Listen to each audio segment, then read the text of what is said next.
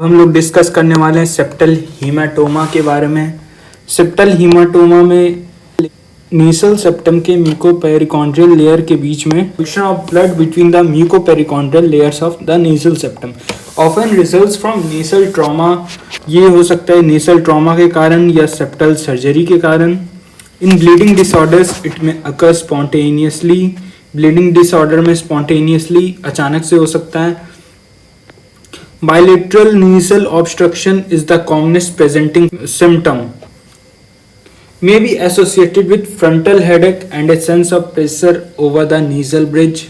इसमें frontal headache हो सकता है या फिर pressure का sense होगा nasal bridge पर, क्योंकि bilateral nasal obstruction हुआ होता है।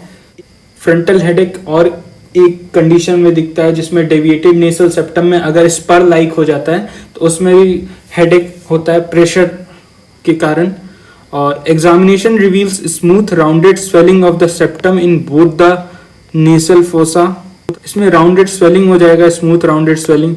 ट्रीटमेंट इसका करेंगे कैसे? Small haematomas can be aspirated with a wide bore sterile needle. छोटे छोटे जो हीमाटोमा होते हैं, जो ब्लड का कलेक्शन हो जाता है, उसको एस्पिरेट कर सकते हैं, एस्पिरेट करके निकाल सकते हैं वाइड बोर स्टेराइल नीडल से।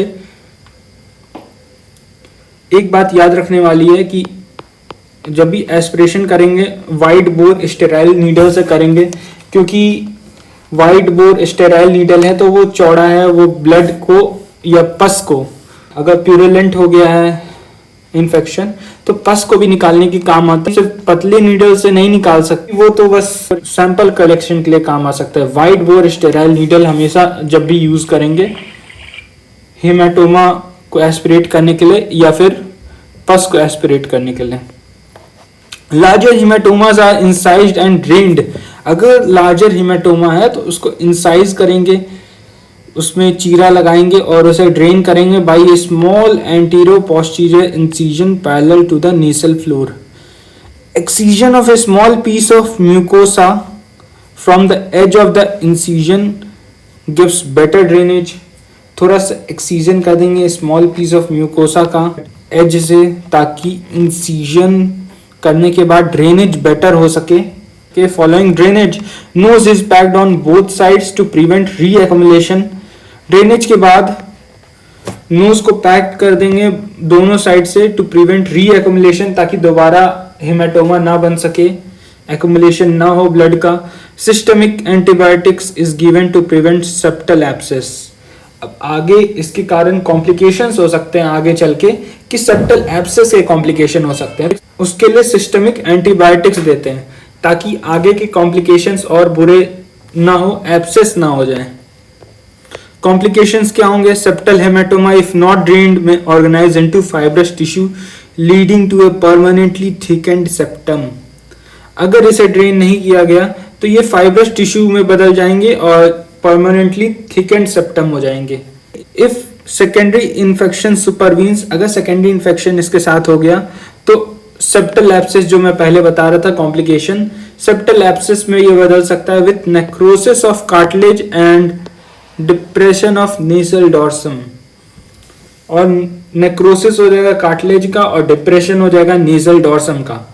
अब सेप्टल हेमाटोमा हम लोग पढ़ लिए, अब सेप्टल एब्सेस पे आते हैं जो इसके फर्दर कॉम्प्लिकेशन है। तो सेप्टल एब्सेस का इटियोलॉजी क्या है, किस कारण से होगा? तो secondary infection of septal haematoma के बाद होगा। Occasionally it follows furuncle of the nose. ये बेसिकली हो सकता है नोज के फ्यूरंकल के कारण, फ्यूरंकुलोसिस हो गया नोज में। और upper lip, it may also follow acute infection such as typhoid और फीवर। टाइफॉइड के बाद भी हो सकता है ये कंडीशन। और क्लिनिकल फीचर्स इसके देखें तो सीवियर बायलैटरल नेसल ऑब्स्ट्रक्शन होगा। उसमें बायलैटरल हो रहा था, ये सीवियर कंडीशन है, इसमें सीवियर बायलैटरल नेसल ऑब्स्ट्रक्शन होगा with pain and tenderness over the bridge of the knows.